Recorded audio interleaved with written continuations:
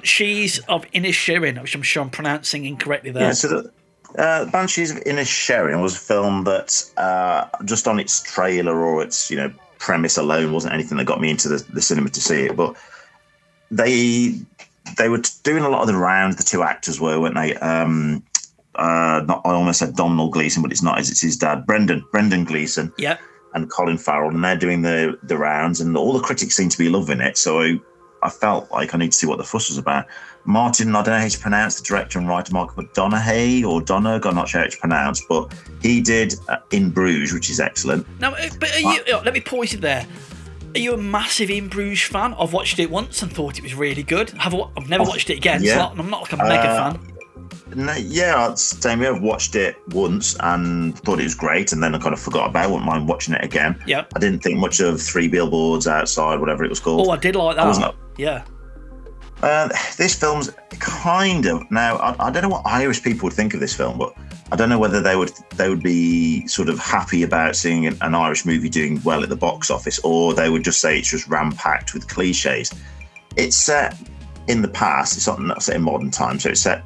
I don't know, over 100 years ago, maybe. I think I'm not quite sure when it's set. And it's small little island off the mainland. Yeah. And there's two guys, and one day the older guy, Brendan Gleeson, basically says to Colin Farrell's character, I don't want to be your friend anymore. That's as big as the plot gets, as a thing to get started. But then the fallout from that, and him, the Colin Farrell's character, not being able to get his hand around this and not being able to cope with it and not being able to leave him alone, and the consequences, it does start building, because he's basically saying, I'm telling you now, just leave me alone. Now, the reasons why he wants to be left alone is quite interesting, because it's like he feels like he's spending too much time sitting in a pub. Again, this is where it's like almost like an Irish caricature, right, where it gets into Father Ted territory almost, where they're sort of sitting around swearing and drinking in the local pub all the time. Because, well, I suppose in those days it would be no different in England rather than Ireland. Would it? It's like, what was the people to do? The people worked all day and then went down the pub, didn't they? But this idea of like your worth of your life, and he's sort of saying, I don't want to spend any more time talking to you in a pub. It's a complete waste of my time. I want to sit here and write songs on my fiddle, because that's the kind of things that's important. That's really interesting. This idea of like someone just not being friends with you anymore, and how you could turn their back on you, is interesting. The way it progresses and does get progressively darker. I laughed out loud, to be honest, a lot in this film. Okay. Though it's hard to pigeonhole whether it's sort of comedy, drama. There is something very fable-like about it. Comedy, right. The reason I say what it makes me think of it's more like a fable, it's a sort of thing that's like you could imagine someone years later talking about this event happening in their local village, and it's almost like the story's got bigger over time. So it pushes it a little bit, where it's almost like a little bit far-fetched. You just think, nah, this wouldn't really happen in real life. So it's not going for full-on realism, I don't think. There's some things where it just takes you by surprise a little bit, where it pushes things a bit far.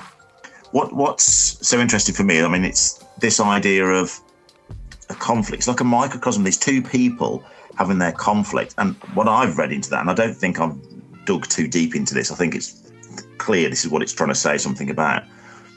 Because they talk about where they can see the signs of conflict on the mainland. So there's the Irish Civil War going on. Right. And there's bits of conversation where they've talked about how the fact that it wasn't that long ago, everyone was on the same side fighting the English, and now all of a sudden we're all fighting each other. And it makes you sort of think about, those sort of troubles in Ireland now, which have gone on for so long.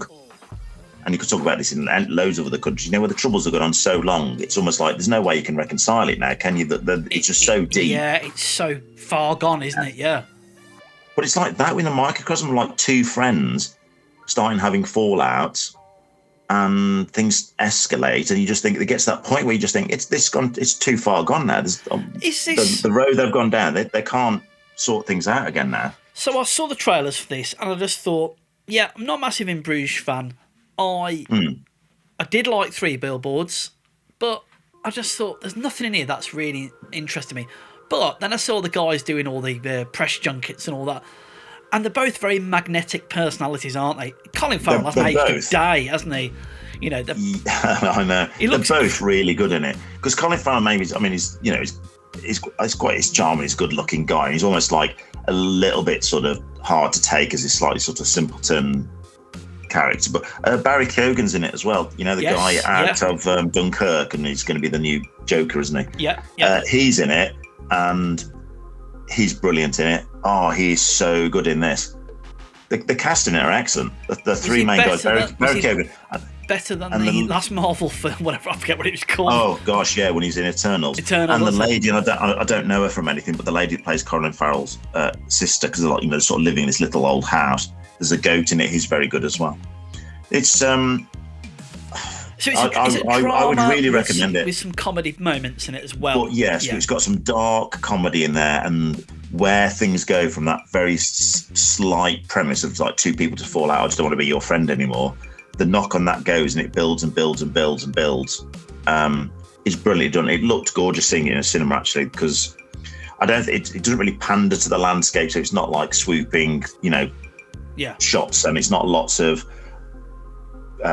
cloying twee Irish fiddle music and stuff like that. The people in the pub are playing fiddles, but it just stuck to, there's a slightly sort of rugged, natural beauty of the landscape, and you've only got these little stone walls and a few characters in landscape and only a few little houses because it's a very sparsely populated place. I loved it. Rob, he's selling me on this now. He's selling me.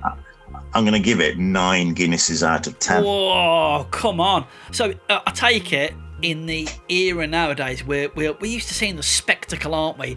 We've got Top Gun Maverick to talk about in one of our next episodes. That's all about the spectacle, isn't it? Whereas this is stripped back, isn't it? It's about acting and the quality. Character, dialogue. All about character, dialogue, and just how this. Well, it's not the character, dialogue, and story, I suppose. Your real core things. Yeah, and it does it brilliantly. I really recommend it. Right. Well, in that case, sold, Rob. I'm going to give it a go. If you've enjoyed watching this video, please click subscribe.